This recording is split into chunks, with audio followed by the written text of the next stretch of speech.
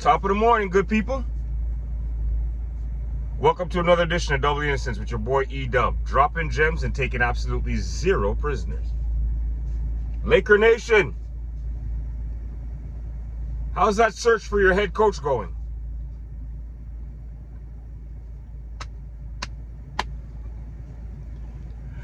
Apparently, allegedly, Dan Hurley decided to stay in Connecticut. I think that's a wise choice. I was 50-50 with the whole thing. I wanted to see him go to LA because I want to see him take over all of LA Nation. You know, take the reins away from your so-called king. And there's no way in hell that Dan Hurley was gonna go coach the Lakers and not be in charge of everything. There's no way. And then on top of that, with the salary that they were offering him, that just let you know that he was gonna be the man, plain and simple. But he turned it down. I mean, there's a lot of good reasons why he turned it down. Reason number one, because he has the opportunity to do some really good things in Connecticut. He has the opportunity to win back-to-back championships in college, which hasn't been done in a very, very long time.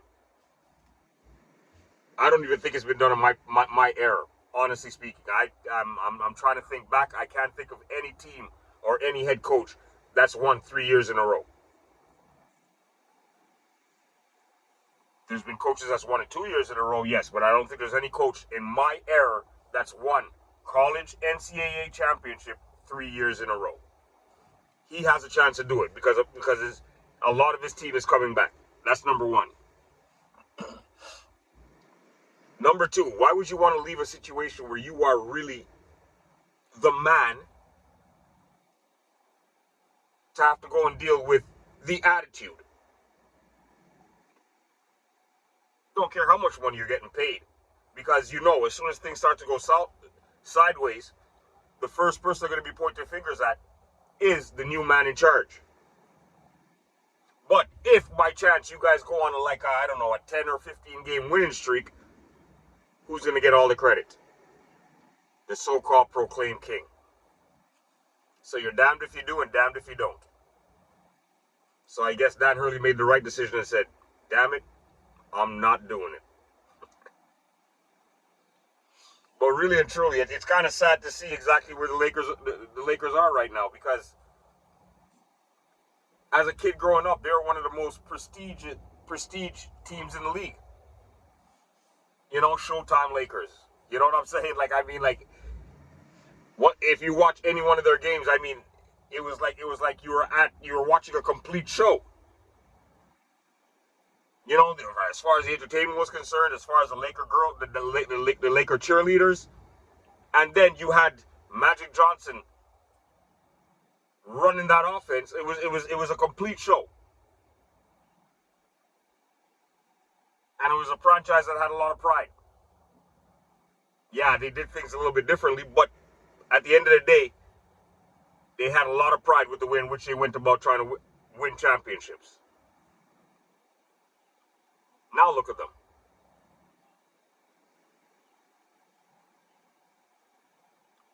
You have coaches that don't want any part of that sideshow. Guaranteed. I'm talking about coaches that have some sort of experience. Why would they want to sign up to be part of that nonsense? Why? So obviously you're going to have to get yourself a young coach. Which is the reason why I think you guys went away from Darvin Ham, correct? Because he wasn't an experienced coach. But then the rumors have it that you guys want to hire JJ Redick. Make that make sense. At least Darvin Ham was an assistant coach. He was an assistant coach on a championship team, the Milwaukee Bucks. He was on that squad when they won the championship. So he has a little know-how of what he's doing where coach is concerned, versus JJ Redick,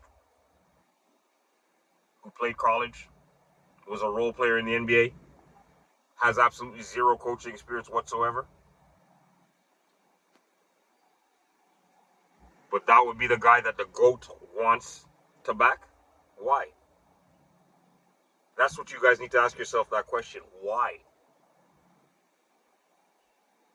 Is it because of the simple fact of the matter that he can't take anybody that has that has authority over him and is not afraid to exercise it?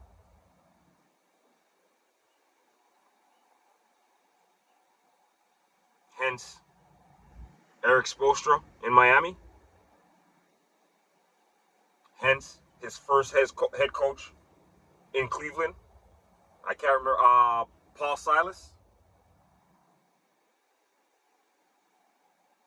You see, these were guys that weren't going to take any of LeBron James's guck. Because at the end of the day, they knew their job, they knew what their role was, and they were going to go down in flames doing it. Period.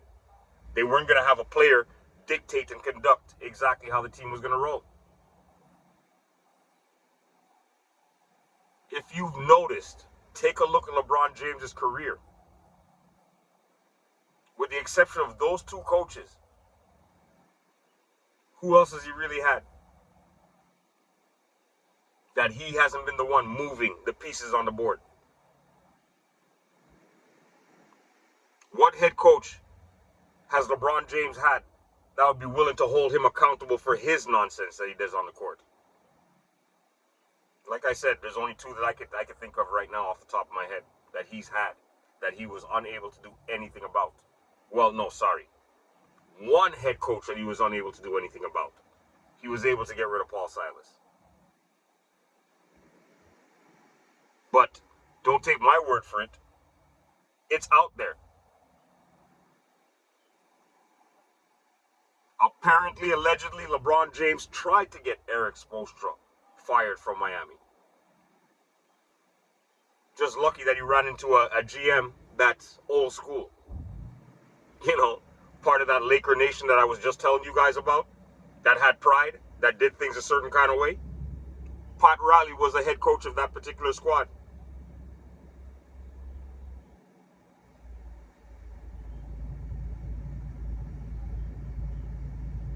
It's unfortunate, my friends. I'm letting you guys know, man. The NBA right now is, if it continues on this pace, it's a complete joke. If you continue to allow one individual to dictate the pace of the way the league is going to look, it's not too late, guys.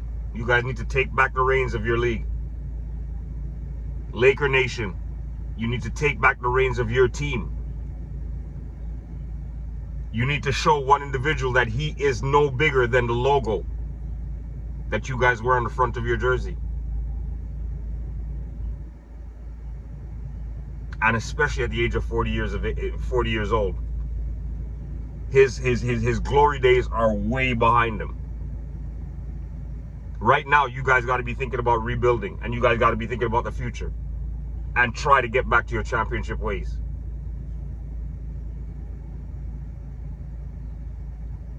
Like I said before, and I'm going to say it again, if it continues on this pace, I am prepared to stop watching the NBA until this so-called king retires. Because I'm getting kind of tired of the trick and pony show.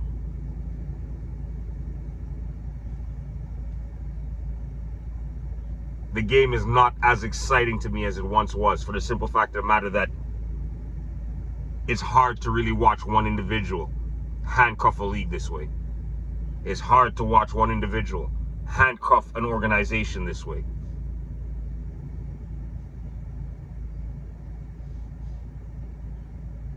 The time for change is now, NBA. The time for change is right now. There's a possibility you guys might be gaining viewership, but I could just let you guys know. This is one viewer that's prepared to leave you guys at the altar. That being said, people, I want you guys to share, I want you guys to like, and I want you guys to subscribe. Help this channel grow. And if you like the content you hear here, hit those notification buttons so you can know when more content is coming. On that note, I want you people to have yourself a wonderful hump day. The streets of Montreal, finally we got some shining sun, and it looks like the weather is starting to turn that corner. Enjoy it. Try not to work too hard. And try to respect the others around you, your co-workers, individuals that you may not even know. Share, like, and subscribe, people. Double Innocence with your boy E-Dub is out.